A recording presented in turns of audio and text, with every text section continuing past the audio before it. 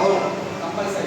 ఎందుకంటే అక్కడ నుంచి ఇక్కడ మనకి ట్రావెల్ ఎక్కువ అయిపోతుంది. 20 కిలోమీటర్ ఇక్కడ అంటే మనకి పక్కనే కాబట్టి ప్రాబ్లం లేదు. ఇంకొకటి ఏంటంటే రైల్వే గ్రౌండ్ అనేప్పటికీ మీకు ఇక్కడ చాలా చిన్నగా ఉంది.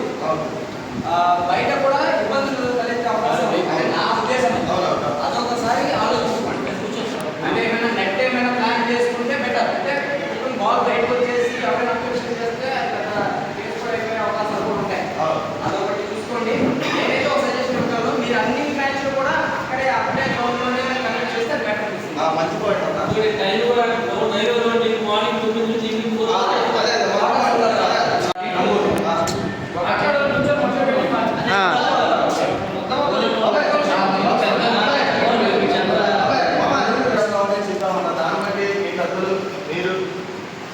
మీరేమైనా సలహాలు ఇస్తే అవి తీసుకోవడానికి కూడా మేము రెడీగా ఉన్నాం. మీరేమైనా మార్పులు చేర్పులు చేయాలంటారా? మీరు పెద్దలు కాబట్టి మీరు ఆల్రెడీ మన విజయవాడ ఎన్నో టోర్నమెంట్ ఆడుతారు. సీనియర్ చిన్న విషయం అంటే మనోడు వివరంగా అన్నీ చెప్పాడు. మీకు ఫీజు ఇంత, లోపలికి ఇస్తా, నాన్ లోపలికి ఇస్తా, వాళ్ళకి ఇచ్చే ఫెసిలిటీస్ కూడా చెప్పారు. దాంట్లో ఇప్పుడు అన్ని టీంలు లోకల్ ఉన్న టీంలందరూ ఉన్నారు కదా.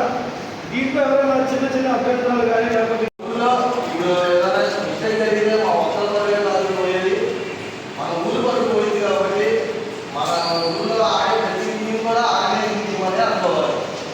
అంటే అక్కడ టీం ఇక్కడ టీం అంటే కాదు, ఎవరైనా సరే మన ఊరు టీము అందరూ ఆర్గనైజింగ్ టీం ఉన్నాయి. ఈ మ్యాచ్లు తప్ప మేమాలు అందరూ వచ్చి హెల్ప్ చేయాలి. అందరూ మాత్రమే ఉంది.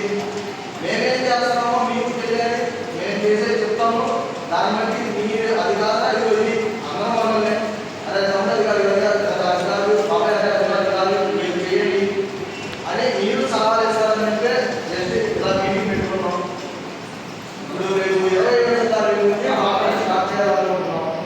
దీని ఫస్ట్ పాయింట్ ఏంటంటే 27వ తారీఖు నుంచి నెక్స్ట్ మంత్. దీనివల్ల ఎవరైనా తెచ్చుకుంటా, ఇది ఎవరైనా మార్చుకోమంటారా చేసుకోమంటారా, ఇది ఒక పాయింట్. తర్వాత మనం ఇప్పుడు ఎన్ని ఫీజుల దగ్గర చాలా మంది ఎంత మాట్లాడుకుంటున్నారు బయట. అదేంటో